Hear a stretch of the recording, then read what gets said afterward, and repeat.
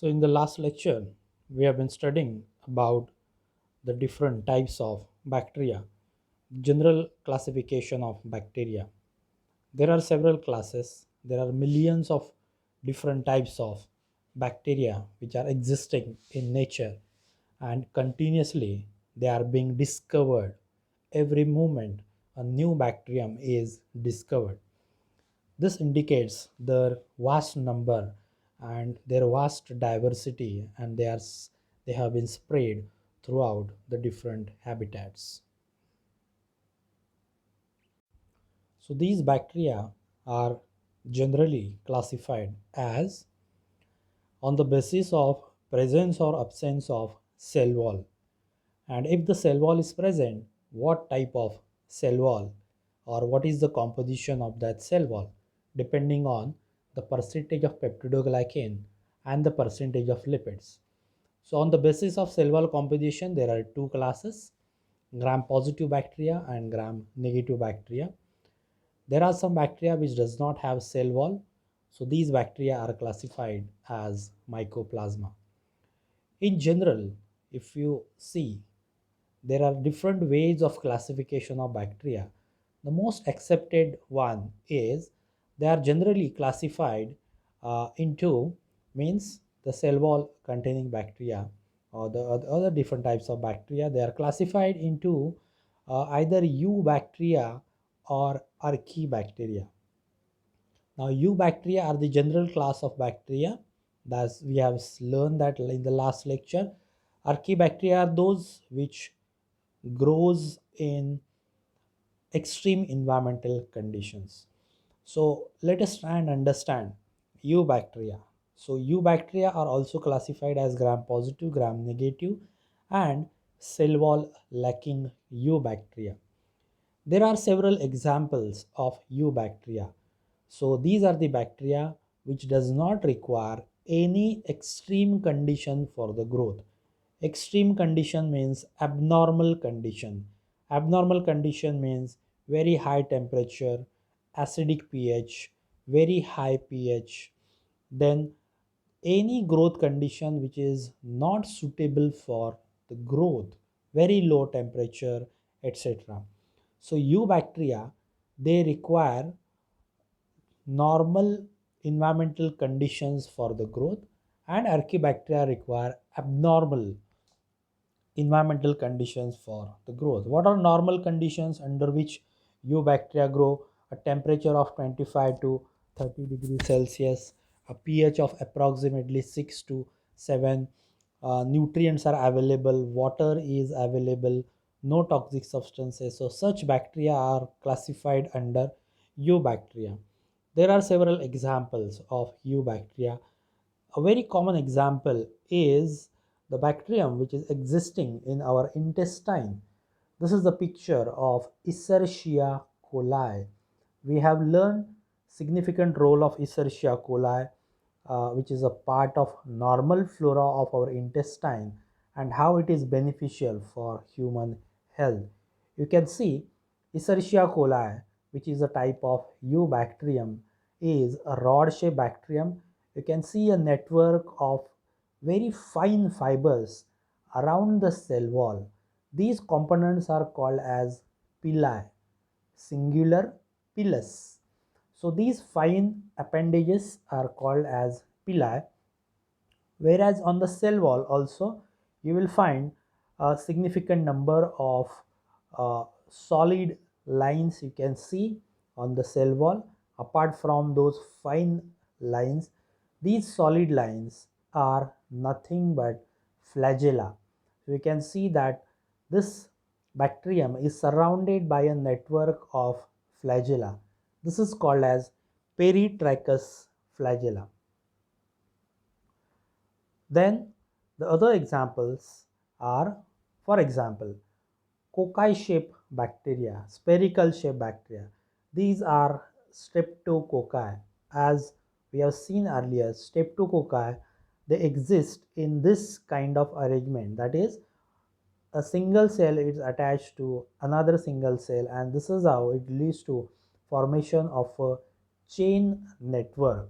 So this is the example of Streptococci. These are again cocci-shaped bacteria which are classified under Eubacteria. What are these? These are Staphylococci because they exist in groups. This bacterium is Salmonella. Salmonella bacterium, you can see on the cell wall, there are several fine appendages. These are pili, and you can see the solid appendages which are few in number. These are flagella. Salmonella is responsible for Salmonella is responsible for typhoid disease or typhoid fever. This is the picture electron micrograph of Shigella bacterium, which is again a rod shape, and there is it is just like Salmonella, but the difference you can see that there is absence of flagella. That means these bacteria are non-motile, but you can see several fine appendages present on the cell wall. These are nothing but pili, which help in the attachment. What are these bacteria? There are different shapes, but this is a single culture. It is the same type of bacterium. It is mycoplasma. That means, what is the condition when bacteria does not have a specific shape? That is in absence of cell wall. So this we have seen in the last lecture. These are the cells of mycoplasma deficient in cell wall. These are again rod-shaped bacteria. This is a picture of tuberculosis bacillus, that is Mycobacterium tuberculosis, which is responsible for TB or tuberculosis in humans. This is the picture of uh, Bacillus anthracis, which is responsible for the disease called as anthrax disease in animals, which can be transmitted to human beings. These are again rod-shaped bacteria. All these diagrams or pictures are taken from electron microscope and not from compound microscope. So you can see the resolution of electron microscope. It is very high. You can see the bacteria like this under electron microscope, whereas if we use compound microscope, we'll be able to see very less resolution under compound microscope. These are the capsule like rod shaped bacteria, regular. These cells are Clostridium. The name of the genus is Clostridium. This is the bacterium responsible for severe infections in humans. It is responsible for tetanus. It is responsible for food poisoning, that is botulism, and it is responsible for gas gangrene. This is a very interesting type of bacterium. You can see that there is a mass at the base, and you can see that there are certain yellow colored bodies which have been grown on the mass of bacterial cells. These are called as fruiting bodies. This is a special characteristic of this class of bacteria, and therefore these bacteria are called as fruiting bacteria. This is a typical bacterium which has a typical shape, spirillum shape. These bacteria are belongs to Spirochetes class, spiral shaped bacteria. At the same time, these bacteria are actively motile. You can see there is absence of exoflagella, but these flagella are present inside or between cell wall and cell membrane, and that is responsible for the movement of this bacterium. You can see at the base it is a section of human tissue, and from this tissue these cells are originating. This indicates its virulence factor or virulence criteria. These bacteria are, this is the picture of Treponema pallidum. Treponema pallidum is responsible for syphilis disease, which is a sexually transmitted disease.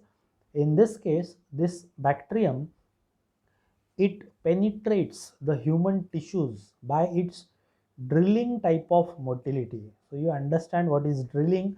So this shape and the presence of endoplasm inside the bacterial cell, it makes it possible for this kind of movement. So these bacteria, they literally drill and penetrate the tissues. Treponema pallidum responsible for syphilis. This is another class of bacteria. These are cyanobacteria. Cyanobacteria are also called as blue green algae, but these are not algae, these are bacteria. So blue green algae, it is a traditional name, it is an old nomenclature, but these bacteria are called as cyanobacteria. All these are prokaryotic photosynthetic organisms. So this is the picture of a cyanobacterium. There are several classes in cyanobacteria. This is again a very interesting class of bacteria which are called as budding bacteria. So there are several mechanisms. In general, most of the bacteria, they reproduce by the method of binary fission. This is a specific class in which these bacteria, they reproduce asexually by means of budding. So this class is called as budding bacteria. All these bacteria are the examples of eubacteria. Another class of eubacteria is actinomycetes. What are actinomycetes? These are filamentous microorganisms. These are filamentous bacteria having structural similarity with that of fungi. Fungi, that is, the correct word is to describe fungi is molds, filamentous. However, fungi are divided into two categories: yeast and molds. So yeast are unicellular and molds are filamentous, multicellular. So actinomycetes, this is a class of bacteria, and these bacteria have characteristics, structural characteristics similar to filamentous fungi, that is molds. What are the characteristics of molds? They produce filaments called as hyphae, hyphae collectively called as mycelium, and then these mycelia produce thallus, fruiting bodies, and a peculiar characteristic of fungi is they produce spores as a result of asexual reproduction. But all these fungi are eukaryotic. However, actinomycetes show similar characteristics, like they also form hyphae and they reproduce by the method of formation of spores. However, their structural organization is prokaryotic, therefore they are classified under bacteria. These actinomycetes are very important in relation to industrial point of view. They are industrially important as they are known for the production of antibiotics, vitamins, and several beneficiary products for the human welfare. So this is the picture of actinomycetes, exactly how they look like. This is not a picture of fungus. These are the hyphae of actinomycete, that is Streptomyces class. These are the spores which are produced in chains. Likewise, there are different classes of actinomycetes which are responsible for the production of antibiotics, vitamins, and several industrially important products. These are also classified under eubacteria. Another interesting class to know is Rickettsia. Rickettsia are, it is a class of bacteria which includes obligate intracellular parasites. Means these are obligate intracellular human pathogenic bacteria.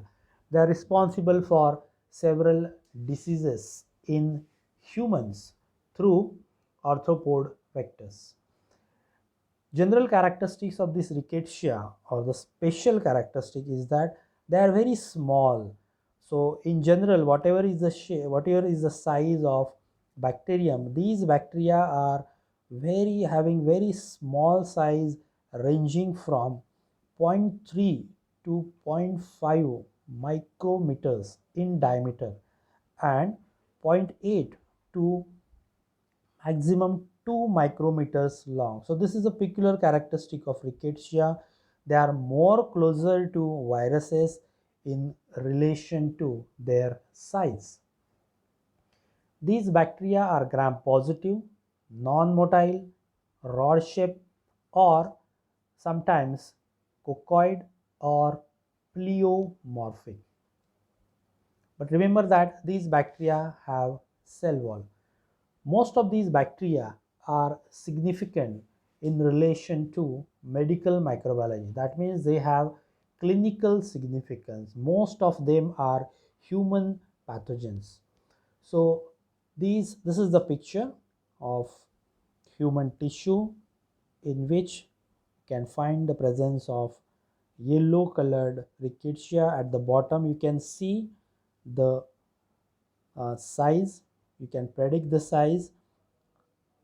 It is 2 micrometers, and this picture also you can see the mark that there is 2 micrometers. So this is for the prediction of the actual size of rickettsia bacterium. The important diseases which are caused by these rickettsia are transmitted through insects, through the bite of insects. So transmission to humans is by bites of insects. These insects are arthropod insects, so which includes ticks, mites, lice, and fleas. The examples are: lice are responsible for the transmission of Rickettsia prowazekii. This organism is responsible for the cause of epidemic typhus in humans, and the vector responsible for transmission are body lice. Another example of human disease is endemic typhus. So, fleas are responsible for the transmission of Rickettsia typhi to humans, and Rickettsia typhi is responsible for the development of endemic typhus. Ticks are responsible for the transmission of Rickettsia rickettsii, which leads to the production of Rocky Mountain spotted fever. Likewise, these are the few examples of human diseases caused by rickettsia and transmitted by several arthropod insects. Rickettsial infections leads to these major symptoms. It mainly leads to the damage to blood capillaries. So blood capillaries get damaged, and the permeability it increases, or the permeability changes. That leads to the leakage of body fluids in the tissues, in the skin.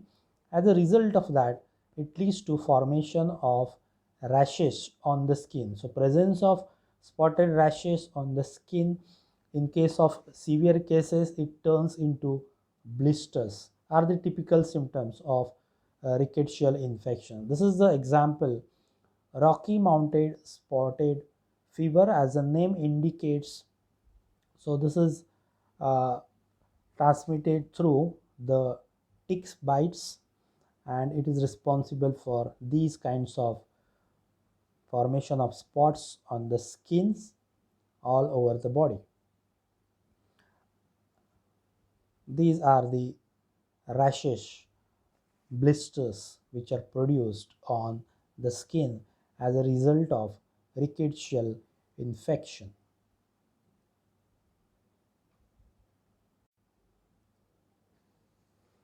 These rickettsia can be cultivated in laboratory only in cell culture and chick embryos.